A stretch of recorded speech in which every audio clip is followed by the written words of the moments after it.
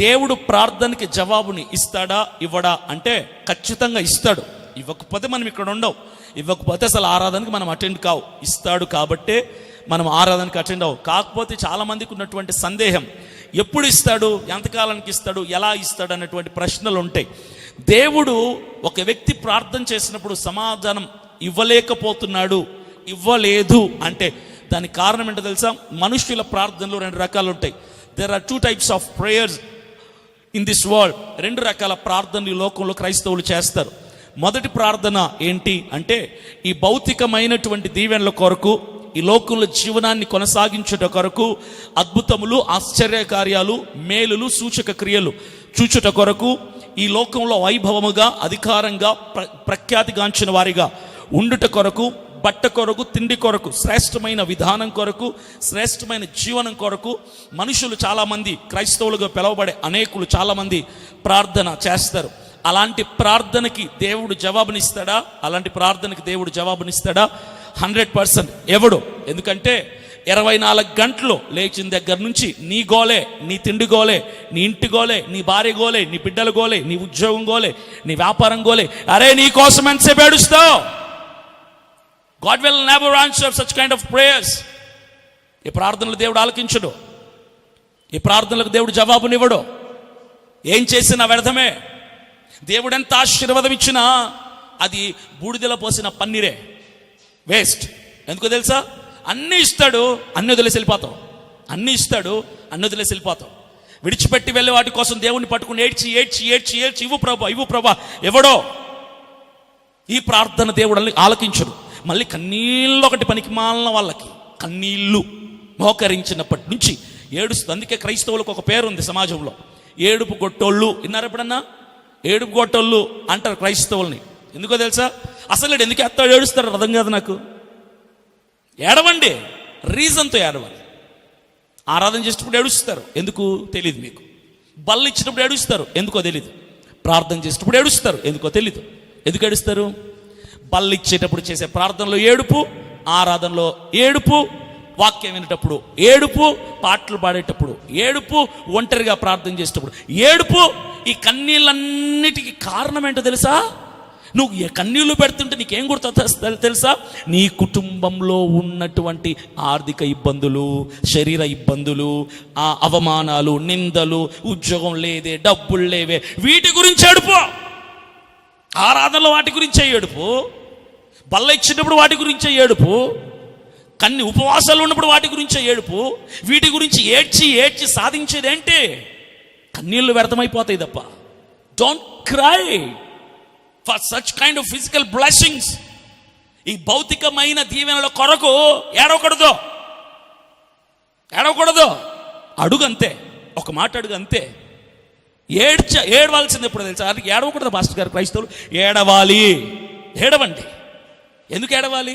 బల్ల ఇచ్చేటప్పుడు ఏడుస్తారు కదా, అందరు ఏడుస్తారు. చాలామంది చూస్తుంటాను నేను. కొంతమంది డ్రామాగా ఏడుస్తారు, పాస్టర్ గారు ఏమైనా ఫీల్ అయిపోతారు ఏడవకుంటే అని ఏడుస్తారు. కొంతమంది పక్కనోడు ఏడుస్తున్నాడని ఏడ్చిపోతారు. ఎందుకు ఏడుస్తారు? ఎందుకు ఏడుస్తారు సార్? ప్రభువా నువ్వు చచ్చిపోయావయ్యా మా కోసం, అందుకే నాకు దుఃఖం అని ఏడుస్తారు. నువ్వు చచ్చిపోయావు అందుకే నాకు ఏడబోతుంది, ఆయన చచ్చిపోకపోతే నీకు రక్షణ ఉండదు. అది జరగాలి, జరిగింది. ఎందుకు ఏడుస్తున్నావు? ఆయన చచ్చిపోయాడని ఏడుస్తావా? పోనీ ఆయన్ని కొట్టారని ఏడుస్తున్నావా? తిట్టారని ఏడుస్తున్నావు? సిలువ మోసాడని ఏడుస్తున్నావు? నువ్వు ఏడవటం అర్థం లేనిది. అవి జరగాలి, జరగాల్సినవి. ఈరోజు రక్షణ అనే మాట క్రైస్తవులకు పరిచయమైంది లోకంలో అంటే దానికి కారణం జరగాల్సినది జరిగింది, ఆయన జరిగించాడు, ఆయన చేశాడు. ఆయన కోసం ఏడవకూడదు. అందుకే ఆయన ఒక మాట అన్నాడు, సిలువను ఎత్తుకుని వెళ్తుంటే కొంతమంది ఆడవాళ్ళు వెళ్ళి ఇలాంటి వాళ్ళు ఖర్చు ఉంది సార్ తెచ్చుకోండేసయ్యా అని ఏడుస్తూ ఆయన మొహం తుడుతుంటే, అమ్మా అదిగో మీ డ్రామాలు ఆపండి, మీరు చెప్తాను ఫస్ట్, మీ ఏడుపులు చాలా ఆపండి. ఎందుకు ఏడుస్తారు? నాటకాలు ఏడుపులో. నువ్వు కోసమే ఏసయ్యా ఏడుస్తున్నా, నీ శ్రమలు చూసి ఏడుస్తున్నాం ఏసయ్యా, సిగ్గులేదు? నా కోసం ఏడవద్దు, మీకోసం అన్నీ తెలుసు, కానీ ఆయన కోసం ఏడుస్తారు మీరు. మీకోసం, మీ పిల్లల కోసం ఏడవండి అన్నాడు లేదా? ఎవరు చెప్పారు ఇది? నేను చెప్తుంది కాదు, స్వయాన యేసుక్రీస్తు ప్రభువుల వారి నోటి నుంచి వచ్చిన మాట. Cry for your families, for your children's sake. నీ కొరకు, నీ బిడ్డల కొరకు ఏడవాలి. ఎందుకే? కారణం వేరై ఉండాలి. ఏడవాలి. యేసు ప్రభు అలాగైపోయాడని ఏడవకూడదు, అప్పులైపోయాయని ఏడవకూడదు. ఎందుకు ఏడవాలి తెలుసా? ప్రభువా, నా కోసం నువ్వు అంత చేశావు, నా కోసం రక్తం కార్చావు, నా కోసం ప్రాణం ఇచ్చావు, అయినా ఈ పనికి మాలిన బతుకులో పాపం పోలేదే అది ఏడు. అయినా నా బతుకు మారటం లేదే అని ఏడు. అంత త్యాగం చేసావు నువ్వు, అయినా నాలో ఏదో తెలియని సంకోచం ఉందే అని ఏడు. నువ్వు అంత త్యాగం చేసి నీ ప్రాణాన్ని బలిగా పెట్టి శరీరంలో రక్తపు చుక్క లేకుండా నిన్ను హింసించారు కదా, నా కోసం నువ్వు అంత చేస్తే నీ కోసం నేను ఏం చేయలేకపోతున్నాను అని ఏడు. దానికేడు. ఏం చేయలేకపోతున్నానే అని ఏడు. అంత చేసావు, నువ్వు ప్రాణాన్ని చేసావు కదేసయ్యా, ఆదివారం టైంకి వెళ్ళలేకపోతున్నానే అని ఏడు. ఇంత ప్రాణత్యాగం చేసిన ఘనుడువు నువ్వు, నీ కొరకు నా భక్తి సరిపోవటం లేదే అని ఏడు. అదే అన్నాడు యేసయ్య, మీ బతుకుల కోసం, మీ బిడ్డల బతుకుల కోసం ఏడవండి, నా కోసం ఏడవద్దు. Don't cry for Jesus Christ of Nazareth. నజరేయుడైన యేసు ప్రభువు గారి కోసం ఏడవకో, నీ బతుకు కోసం ఏడు. బతుకు అంటే ఆత్మీయ బతుకు. ఆత్మీయతలో ఎదుగుదల లేవటం లేదే, ఎక్కడ ఉన్నవన్నీ అక్కడే ఉండిపోతున్నాను, ఎదుగుదల లేదే, ఇంప్రూవ్మెంట్ లేదే. జీతం పెరుగుతుంది, ప్రమోషన్లు వస్తున్నాయి, శాలరీస్ పెరుగుతున్నాయి, వయసు పెరిగిపోతుంది, గేదలాగా ఎదిగిపోతున్నాను, బరలాగా ఎదిగిపోతున్నాను, కానీ భక్తిలో మాత్రం ఇంప్రూవ్మెంట్ లేదే అని ఏడు. దానికి ఏడాడో వాడాడు. ఎందుకు ఏడుస్తారో అర్థం తెలియకుండా ఏడుస్తారో, దానికి ఏడు. క్రీస్తు కొరకు నేను ఏమి చేయలేకపోతున్నానే అని ఏడు. ఏమి చేస్తే నీ త్యాగపూరితమైన ప్రేమకు రుణం తీర్చుకోగలనయ్యా నేను అని ఏడు.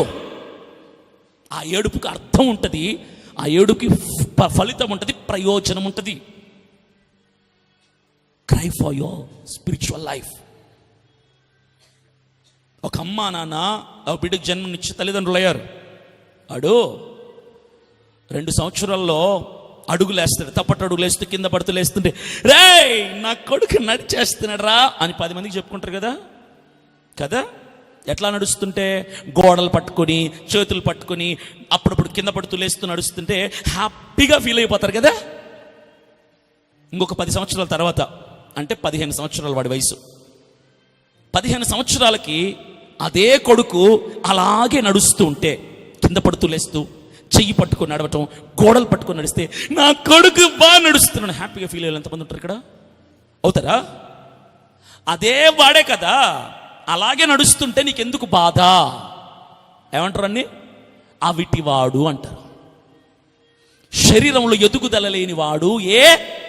నువ్వు కన్న బిడ్డలు ఎదగకపోతే శారీరకంగా ఎంత బాధ, ఎంత వేదన ఉంటుంది మీకు.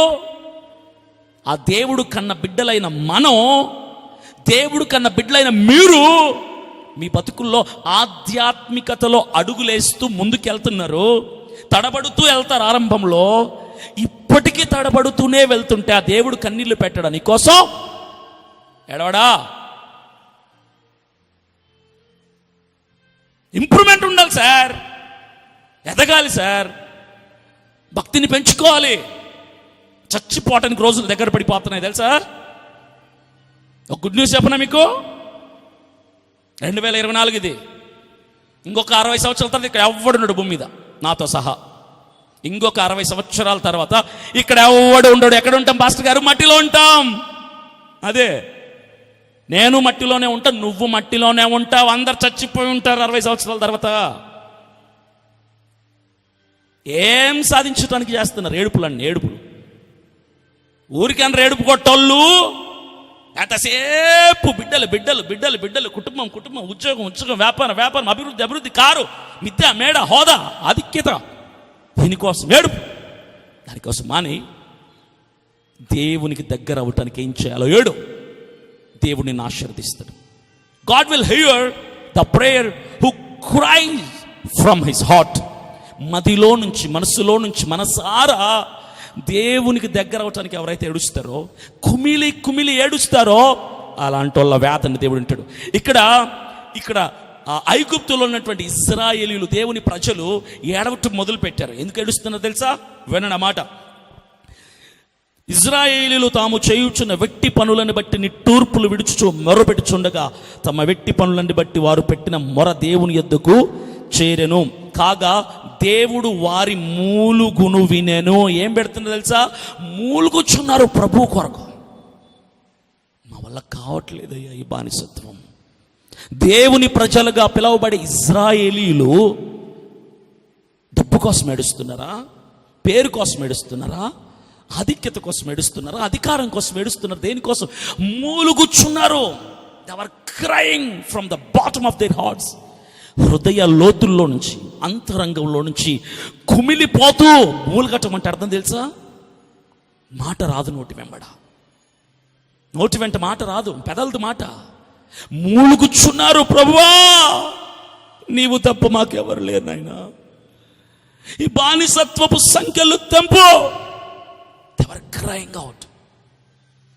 ఆ బానిసత్వపు చెర నుంచి విడిపించేవాడే లేడా అని దేవునికి మొరపెడుతూ కన్నీళ్లు కారుస్తూ వారు మూలుగుచుంటే, ఆ కన్నీళ్లు ఎక్కడ ముట్టాయి తెలుసా? స్వయాన దేవుని పాదాలను తడితే దేవుడు స్పర్శ కలిగింది. నువ్వు కార్చే కన్నీళ్ళు దేవుణ్ణి చలించేలాగా చేయాలి, దేవుణ్ణి స్పర్శించేలాగా చేయాలి. నీ కన్నీళ్ళు ఆయన నీ వైపు మరలించేలాగా చేస్తే, ఆ కన్నీళ్ళు దేహం కోసం కాదు, అభివృద్ధి కొరకు కాదు, ఆత్మ కొరకు మూలగాలి. ఆత్మ కొరకు మూలుగుచు ప్రార్థన చేస్తే, దేవుడు ఆత్మయ్య ఉన్నాడు కనుక ఆత్మ కొరకు, వర్ధిల్లత కొరకు ఎవరైతే కన్నీళ్లు విడుస్తారో, ఆ కన్నీటిని చూసిన ఆయన ఆధ్యాత్మిక వర్ధిల్లతని, శారీరక వర్ధిల్లతని రెండింటిని కూడా అనుగ్రహిస్తారు. చప్పట్లు కొట్టి ప్రభువుని మహింపరదాం. ఆత్మలో అభివృద్ధి కొరకు ప్రార్థన చేస్తే ఆత్మలో వర్ధిల్లతను చూస్తావు, శారీరక వర్ధిల్లతను చూస్తావు. రెండు వస్తాయి. 1+1 ఆఫర్. నువ్వు అడిగింది ఆత్మవర్ధిల్లత కోసం, దేవుడేమిచ్చాడు? శారీరక అభివృద్ధిని కూడా ఇచ్చాడు. ఉద్యోగంలో, వ్యాపారంలో, ప్రయాణంలో, పెట్టుబడులలో, ప్రతి దాంట్లో అభివృద్ధిని. దేని కొరకు అడిగితే? ఆత్మ కొరకు ప్రాధేయపడితే. మూలుగుచు ప్రార్థన చేయాలి. ఈ ప్రార్థనని దేవుడు ఆలకిస్తాడు.